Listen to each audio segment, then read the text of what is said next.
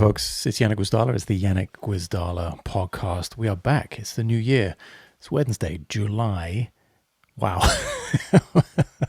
It's Wednesday, January 8th. We're not that late on 2025's first episode of the podcast, but we are pretty late. It's been an incredibly eventful couple of weeks, not least of all, literally right now, last night, today. I'm sure if you're listening or watching around the world, you've maybe seen that most of LA, well, a large portion of Los Angeles, where I live, is on fire right now. Thankfully, we are super fortunate not to be in said line of fire where we are. But yeah, some very unfortunate things happening to some very nice people. So we're kind of rallying around and checking in on everyone. It's a weird, very strange and kind of tragic situation to be in and around. I'm sure you are following along on the news, on the internet. It is as bad as it looks. There's some rather dramatic photographs and video footage, and it's that bad and kind of worse when you're seeing it firsthand. And I'm not even seeing it up close to the point where my house is burning down, but plenty of people's are. Yeah, just thought I would fill you in on that in case you hadn't heard from anyone actually right here, right in the middle of it. I'll keep you posted, as I'm sure will the internet. We are today talking about, so many other things, some happier things, I guess, that have happened in the last couple of weeks. First of all, new album out. The Mystery to Me 20th anniversary edition is out. It's on Spotify. I sent out an email to the newsletter. Thank you, and a massive, incredible thank you to everyone who is currently streaming that. Is by far my most successful release on Spotify, at least anyway. I've been watching the numbers go up and up and up every day. It's really, really nice to see that music getting a second lease of life and people digging it and listening to it and adding it to playlists and sharing it. So I really, really appreciate that. And we are doing the vinyl run for this. That will be probably announced in the next podcast next week. It has been hectic, as you are about to hear. So I haven't been able to get the vinyl pre-sale off the ground because at the same time as doing the album, getting that out, re-recording all the bass, remixing, remastering, doing all that stuff and getting it out before the clock struck midnight in 2024 into 2025. That was the goal. We did it. We nailed it. Aside from doing that, I've been updating the store and in a huge way. I'm going to tell you a tiny bit about that. Also, we're going to get into some pedals today. That's why we're here for the most part. My desk is covered in. I might drop the camera down a little bit or maybe snap a photograph of the chaos I'm surrounded with on the desk. You're about to hear a lot of it. We're getting into stereo. Finally, my Canvas Stereo DI showed up. Going to run through a bunch of things that I've been experimenting with in the cracks here when I've had a little bit of time and share some sounds with you. But yeah, the website, the store, massive upgrade on that. I learned so much from putting out the new book, from the bassist's book of scales and arpeggios. That was such a massive pre-sale and a huge success on so many levels. And we got hundreds and hundreds and hundreds upon hundreds of books out there all around the world. But it taught me so much about running the store and realizing that the platform I've been on for some time now just simply didn't have everything I need to give you guys the best value and the best options, especially when it comes to shipping. That's been an overwhelming question throughout the past year or so that I've been doing physical products is, man, why is the book this much and the shipping is just as much? Well, here's what we've done. We've started to move to a place where we can actually offer, in certain cases, in certain instances, free shipping. And that's not just here in the US, but that's the world over. We figure that if some people are going to spend the money to buy a physical product and they're even considering spending all that money on the shipping because they want the signed book, why not, the bigger the order gets, why not offer free shipping for that? So instead of paying for shipping, you're actually getting another book. Yes, it's not on every single order that the shipping is free. We don't do it on a single book. You have to meet a threshold in the cart. But at least in that sense, we feel like we can give more value, and people will be getting more books for the money rather than blowing all this bread on shipping. And we'll eat some of that cost in order to do better business and to offer better products farther afield around the world. So anyway, I could go on and on and on about it. There are a ton of things very evident on the new store. It's all linked below. It's still the store button. If you go click that on the website, on the menu of my website, yannickgustalo.com, it's just changed a little bit, as you will see. And we're finally able to offer physical and digital products bundled together, something I've been trying to do for so long, something I know people dig. They want to have the book maybe for the music stand at home, but then they want to be able to take the material with you in your phone, in your tablet, in your iPad, whatever it is, when you're on the go. So we can finally do that. There are a ton of new options on there. Go check it out. It's all linked below. And of course, the new book is out there, the basis book of scales and arpeggios. That's our featured thing right now because it's the latest release. And I'll talk more about that. I don't want to spend a whole podcast talking about a freaking store. So I'll drip little pieces of information about that as we go here and with the newsletter and stuff. But most importantly, let us get to some sounds, to some music. Last episode, I believe I was talking about the Delverb a little bit and some of the things I've been getting into with wanting to have a stereo signal. I've been doing some recording, some experimenting this week, and I've been using these things right here, these Teletronics TDIs, left and right. So I got a stereo DI situation, been doing everything on in-ears because I don't have 2 amps set up in the studio. So that's been my solution in the studio. It was even going to be potentially my solution on the pedal board, but because of space is always the issue. I decided to grab one of these guys, the Canvas, what is this called? The Canvas Stereo DI/LI, DI box/line isolator, direct injection/line isolator, from Walrus Audio. It just arrived today, hence my giddiness to jump in front of the camera and start sharing some of these sounds with you. Because what it does, as you can see, it's smaller than a Chase Bliss pedal. It's smaller than a lot of the pedals in my signal chain, and I think I'm going to be able to have that on the board. And with this little sum button on the front, I'm going to be able to sum the stereo signal into mono when I need to. That was the big issue, because I wanted to just have one pedal board, not a stereo board and a mono board.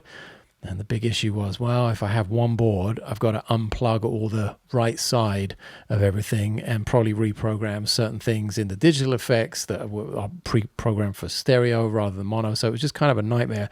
Now, I don't know if this works yet. I don't have, it's kind of a bit on the late side here. My daughter is sleeping, so I'm not about to smash this entire signal chain through the amp at 9:30, 10 o'clock at night here, whatever it is.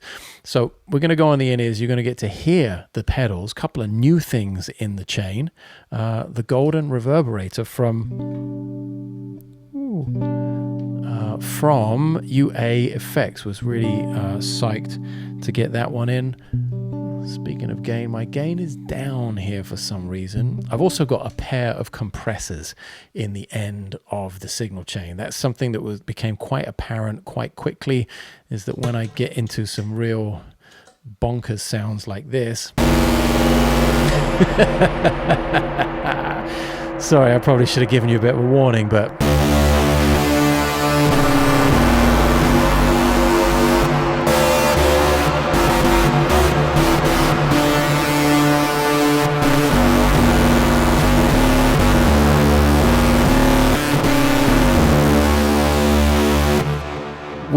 that's already pretty out of control, but without the compressors on, it doesn't end up being too controllable. Now, I like the maniacal, out of control element of experimenting with ambient sounds and huge, fat synth sounds like that. I love that side of things, but I do want certain things to be repeatable and controllable, and I want it to be tourable. I want it to be mobile and not to be like blowing out amps or blowing out sound systems, because the gain structure is so all over the place. Now, of course, I'm going to get the gain structure as close as I can to even and repeatable without the compressors on the end. But the compressors kind of give me a bit of a safety net. I'm still experimenting with them. They're not too aggressive right now. I've got to find the sweet spot. I have a pair of these, kind of a pain to show all of the pedals, but let's see. Maybe I've used cables long enough that, oh, there's a new dent in the bass. I'm also afraid I'm going to hit the space bar by mistake on the keyboard. Let's put that over there and stop the recording. So yeah, I've got a pair of these Miura M2s. I luxuriously actually have 4 of these. The one thing with stereo is if you need 2 of something, it's nice to have them matching, like the DIs or the compressors or whatever it is you put in the chain. Where is it? One thing I used on One Way Out was this, what are they called? Saturn Works, I believe, is the company. And it's a stereo splitter.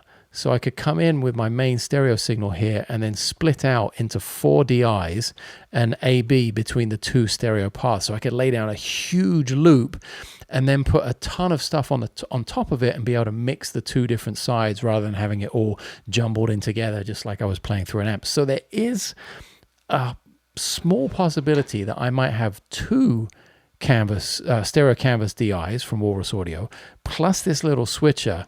But then if I really wanted to get serious with the compression and having it all controllable, I'd need 4 compressors then, or 2 stereo compressors. I don't have any stereo compressors, but I do have 4 Miuras. So maybe the underside of the what do you call it? The riser that you've probably seen on my pedal boards will be actually quite full for a change of utility pedals that are always on. Maybe 4 compressors and 2 DIs. I'm also contemplating going with a larger board and just biting the bullet and going for it. Let's get some sounds pumped into these reverbs though, because these are the acquisitions that are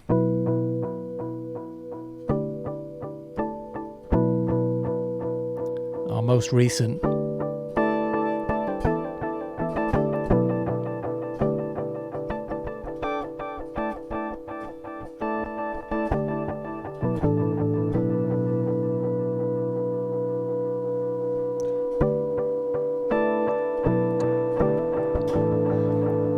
When you crank up the feedback on this Delverb, where do we start? There are so many things to get into with this pedal chain. It's like a 2-hour masterclass type of setup that would be great in front of a live audience to take questions and go in and out of. But I will attempt to be as succinct as possible. And going back to our last episode where I was talking about the Delverb and being kind of bummed out that I didn't have so much control over the reverb element of the UA-FX Delverb was disappointing in terms of the controls, not the sounds. The sounds are unbelievable.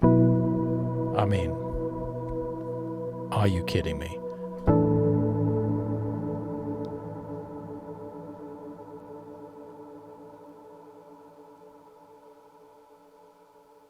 Yeah, the tail on that is just beautiful. And that's, sadly in that pedal, all I have is, how much, like volume control. Besides the on and off, it's how much of it am I using? That's it.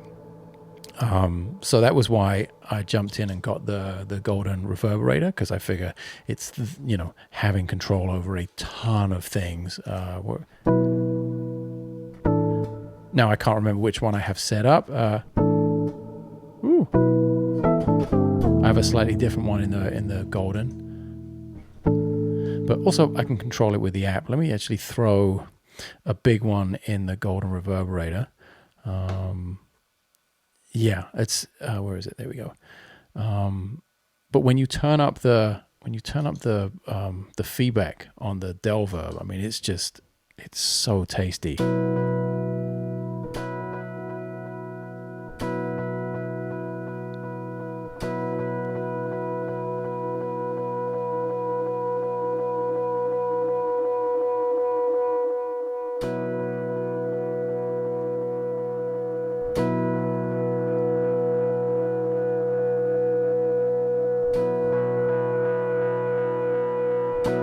You get saturation, it's breaking up a little bit. There's different kinds of modulation in there.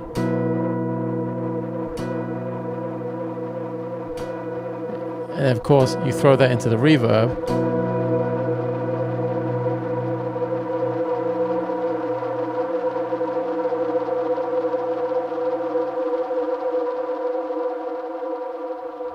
Get some pretty tasty sounds.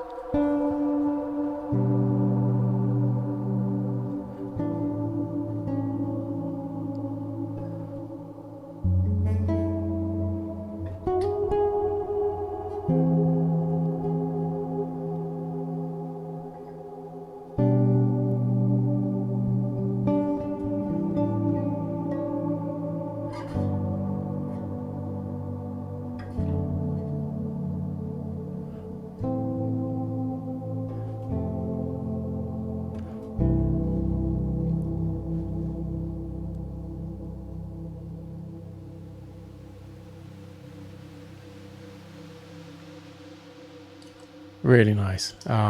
So yeah, I don't even know where I got to, how I got to that, but being in a little more in control of the reverb is something I'm really digging. And I thought for half a second when I got the Golden, I was like, oh, I kind of just really like the one reverb, which I have preset on the Delverb. So maybe I'll just use the Delverb. But once I got into the Golden and just realized just all the presets and all the different verbs, actually, all the different algorithms, just amazing.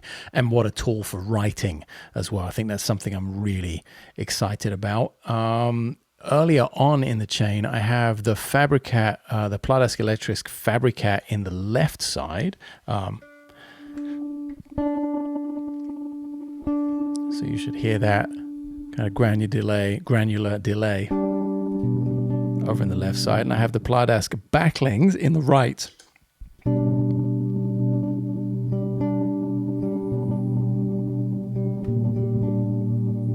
If I push that through a little delay, a little reverb.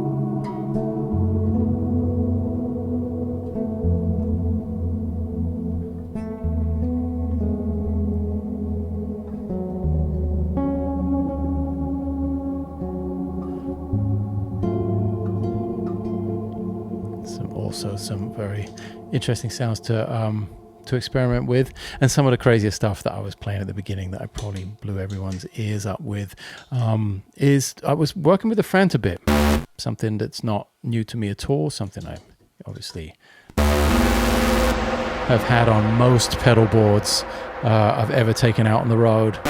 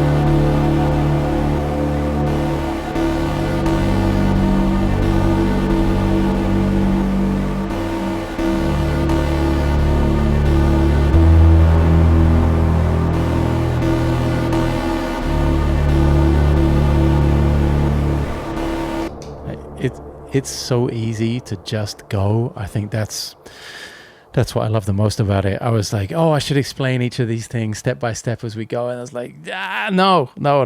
Stop being a podcaster and being in front of the camera, and just remember that the music part is first. I can always explain what was going on afterwards, which I'll do now. I'm using the Mantic a bunch there, the Mantic Hulk. I don't know if it was LaFave that hit me to this, or I can't remember, but I'm glad they did. It's, basically a DoD Meatbox FX32 clone, but way more, actually way more usable and just way more. Really, I don't remember a board that it hasn't been on in a long time. I'm now the proud owner of a Doom 2 3-leaf audio. So I was using that.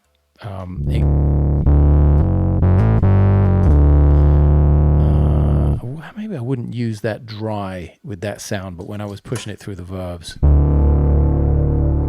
it had something I really liked about it.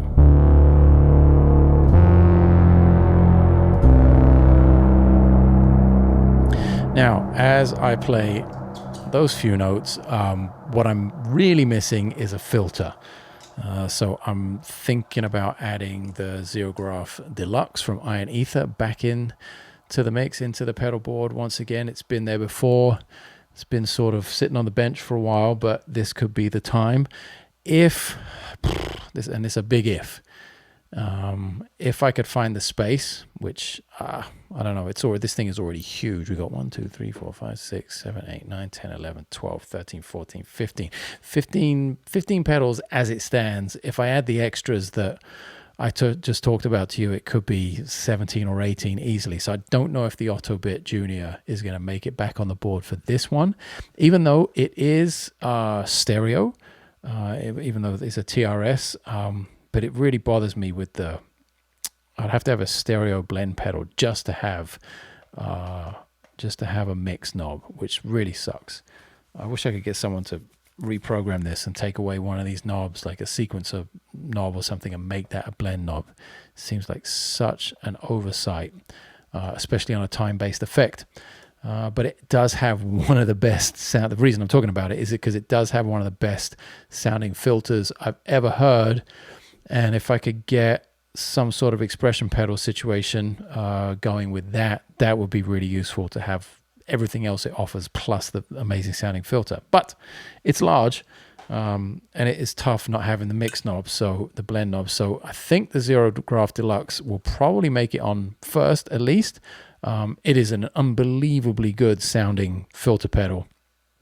I don't have it plugged in, and in order to really show you what it does, I need a TRS cable and an expression pedal that I don't have off the shelf right now. So it's not in the board, and I am kind of missing it when I go for those big notes that I was just now, pushing them through the verbs and just imagining actually playing some grooves with it as well.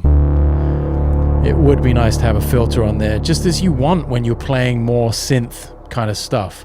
If I was playing...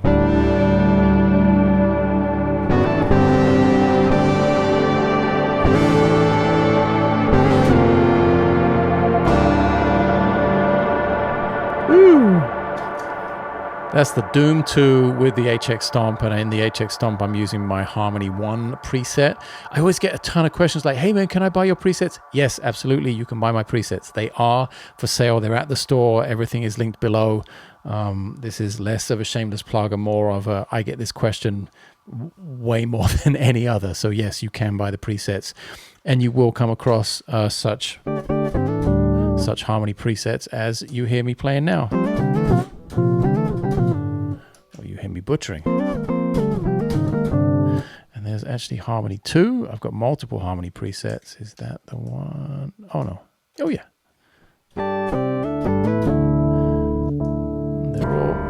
They're all a little bit different.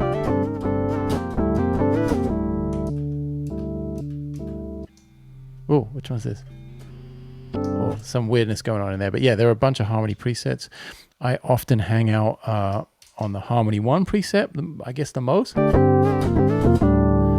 when you fire that up and put some... Now, this is a stranger way to do it. Maybe the synth people out there will be going like, duh, this is how we do it. I don't know. I don't know enough about... Well, I don't know enough about synthesis as I would like. I actually have the what you might think of as the square wave element of it, the wave, the distortion, the thing that makes it kind of more synthy before something that when we think about an octave pedal and a distortion, or an octave pedal or subharmonic like I was using there with the Mantic. Let's play it clean for a minute.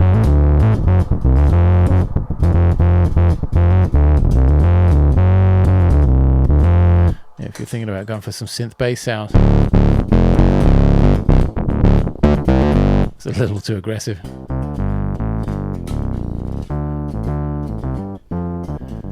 Anyway, we normally think about that as like octave first, and then you get your distortions and that kind of fuzzes and stuff afterwards. With the HX Stomp and with these synth sounds, these harmony patches, I've been doing it with the fuzz first, with the Doom 2, the overdrive out front. And I kind of love the way it affects it. Of course, you can put your fuzz before an octave pedal as well. It just has a completely different vibe to it. And I happen to like, up in the higher register, how that sounds. And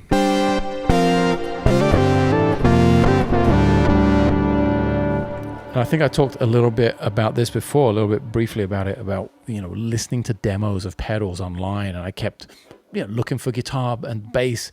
Those are more importantly, I would go to the piece of gear, the Delver, for instance, or the Golden Reverberator, or any of these things basically that aren't bass specific, and I'd be shown guitar demos and bass demos. Bass if you're lucky, there aren't too many of those, but I realized I actually play more like a synth player when I'm doing all this stuff than a bass player. So why am I listening to guitar demos when I should be listening to synth stuff? So I mentioned Jorb before, and there are a bunch of other people out there. Super cool. Heimbach, of course, pretty classic. The German cat who does a lot of test equipment stuff, but once in a while he'll have a crazy pedal. I think maybe that's where I heard about the Pladask Electric stuff, or maybe that was something else. But sometimes he has some pedal, like non-synth stuff on there, non sort of Eurorack or sound equipment, test equipment stuff. So yeah, there are places out there and they sound amazing. And when I think about it more in the context of synth,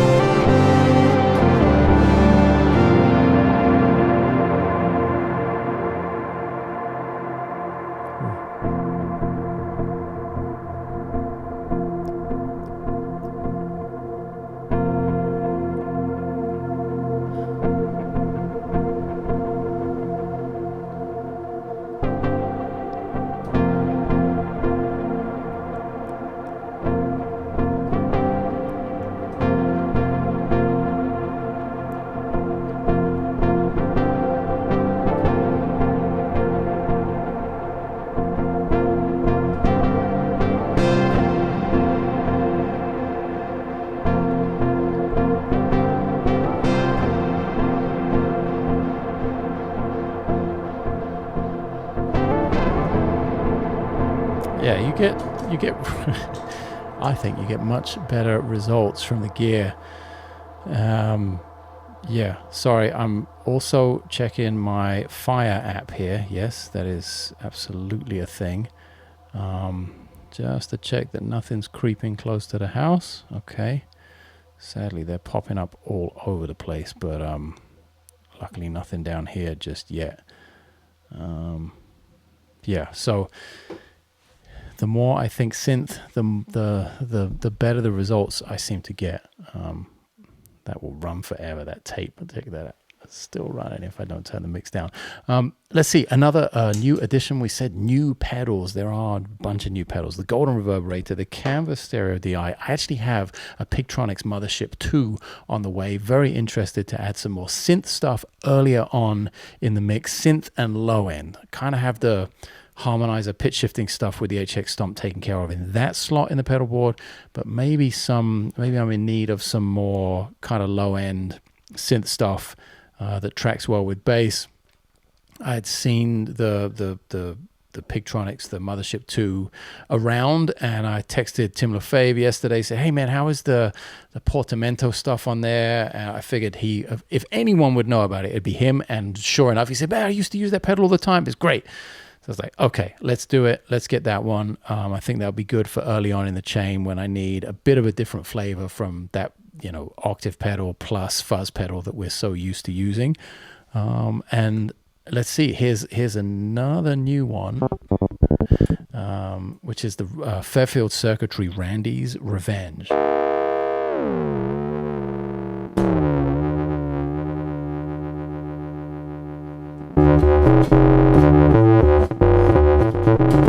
Very drippy ring mod.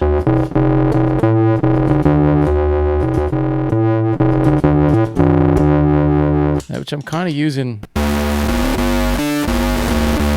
the Frantabit for, but the Frantabit is obviously also a sample rate reducer and a bit crusher, so it has a little bit of a different texture. And the Randy's Revenge I like. It's smooth, it's controllable.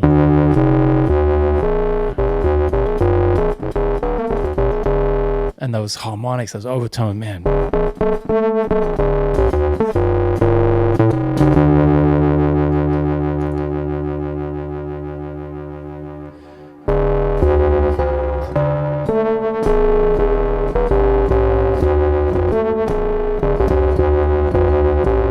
No reason we can't add some distortion to it.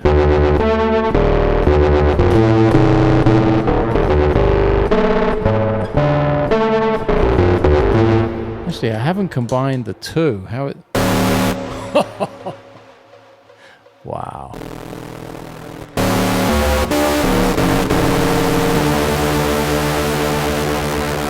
That's just chaos. Maybe a little excessive, huh?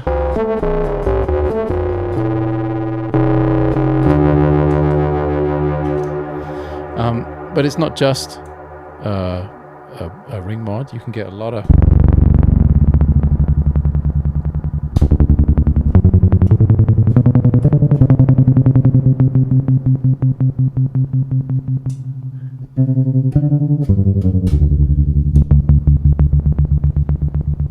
kind of, what is that, tremolo something or the other. Oh,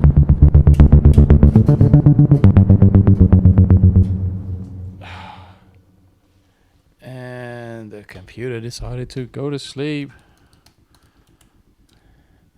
I want to make sure, whoops, I want to make sure I'm still running here, and I definitely made some clicks and pops there. That's pretty hot, that pedal. Not even the compressors were keeping that one under control, but super fun at the same time.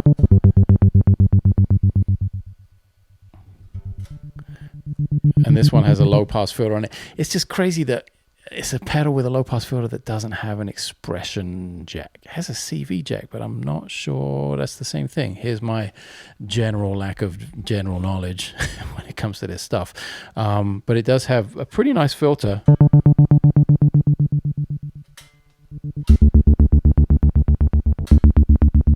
Kind of subtle. But I like the sequential element of it.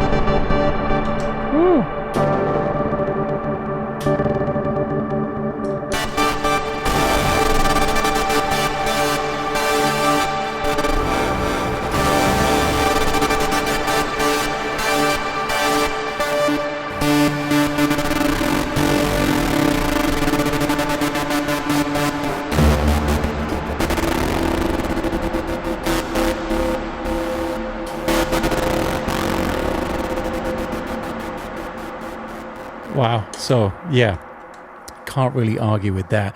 It's like one of those pedals that you might only use once a night or once every other night on kind of an experimental gig. But it's nice to have that kind of control over that kind of sound and how it pushes everything further down the chain. And I'm sure things will move around a little bit.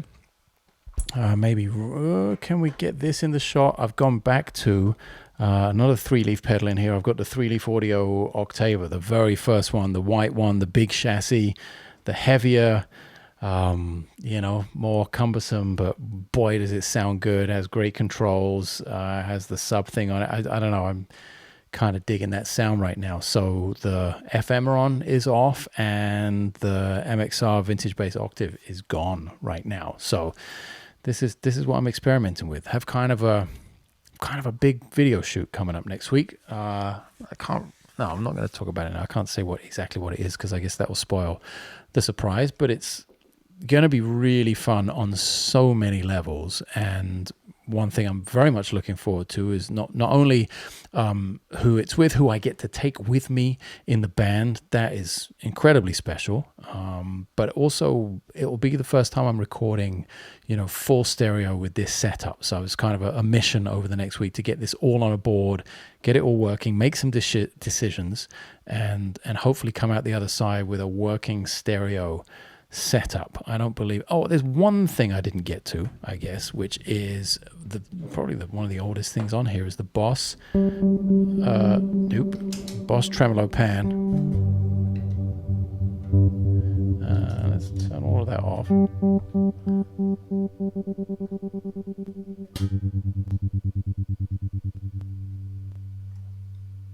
And you can get kind of subtle things back and forth, left and right.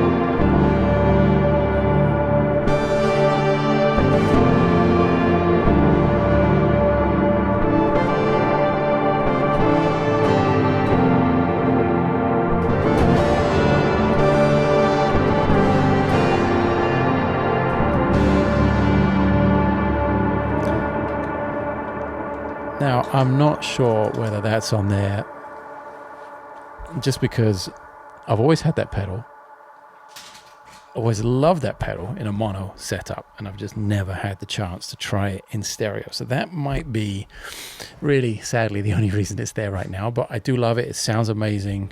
Let's see if it warrants the space on the board. I do like the stereo pan thing, so it may stay on there down in the time-based effects department. And before anyone says, man, but you've got an HX Stomp on the board and all of the, like half the effects you're talking about, reverbs and tremolo pans and stereo stuff, that's all in the Stomp. Why aren't you using it for that? Well, it's because I'm electing to use the Stomp for pitch shifting, and it has to have a place. You have to decide to put it somewhere. It has to go somewhere on the board. So it is going in sort of in the center, in the pitch shifting before we get to all the time-based stuff. And that's just kind of is what it is. Now, if I were to use something else for pitch shifting, potentially the Eventide H9, as much as I hate the UI, then maybe I could move the Stomp around. But again, I'd have to make a decision. Would it go later with, time-based stuff, or would it go earlier in the front with more distortion, overdrive, saturation? Who knows? I really dig the HX1. That's something I haven't found. It's just sitting here on the floor because I recently ripped it off the board that it was on, because I was using it a bunch on the road with me recently. I haven't found the spot for that. I think this will be the mystery thing that when I find like, oh crap, I want that thing and I want it in stereo and I want it in a specific place in the board, it'll be the smaller version of doing that with the HX Stomp. I'll find the one thing that it really makes sense to use it for, especially because it's stereo, like I said. And right now I'm using the HX Stomp. That's my split point to go into stereo. So I have all the mono effects up front. Not technically true, because the Pladask electric stuff is mono and it is after the Stomp and before the PN2, but I have one in either side to create a little bit of a different stereo image when I have them both on. You do kind of need to have them both on at the same time, otherwise it gets a little lopsided in one ear. But also maybe that's what you're going for. Maybe you want something on one side of the room. So nice color options nonetheless. And yeah, who knows where the HX1 is going to go or what I'm going to use it for. Maybe it actually goes in place of the Boss PN2, the tremolo pan, because it has that inside, and maybe it's the ideal thing to stick in that area of the time-based portion of the signal chain, and I get to use a few other things on it as well. Who knows? But there it is. Yeah, that's the new board. That's where we're at. It's a total mess. It's all over the desk. I said I was going to I wonder if I can do this without screwing up the recording. Dip down. You get to see how, if you're watching on YouTube and if you stayed this long in the video, you get to see kind of how the sausage is made here. If I zoom out all the way, you can see, is that going to show you? Yeah, you can see the chaos here. So the pair of Miuras, I got a looper in there. We didn't talk about that. That's just a stereo ditto looper. The Golden Verb, the Del Verb, the Stereo Pan, the Fabricat, the Backlings, the HX Stomp, Frantabit, Doom 2, Randy's Revenge, the Mantic Hulk, and the old 3-leaf, the original 3-leaf audio Octava, the white one, big chassis. Another thing I didn't talk about is how I'm powering all this stuff. Using a bunch of chocks. I have one Chocs DC7 and two Chocs 4s. One of the 4s is an add-on to the DC7 and one of the 4s is a standalone. Not sure how I'm going to do it going forward. I'll probably need another Chocs. I might use the DC7 and then get one of their 10 spot things as well and put them underneath the riser on the big pedal board. But that's it. That's the work in progress. That's where we're at. I'll obviously share more. Hopefully you'll hear me on a gig or see me on a gig. We'll be out doing something. If you're going to be at the NAMM show next week, come say hi, or the week after, whenever it is. I'll be around a very little bit. We're launching the RKM, obviously.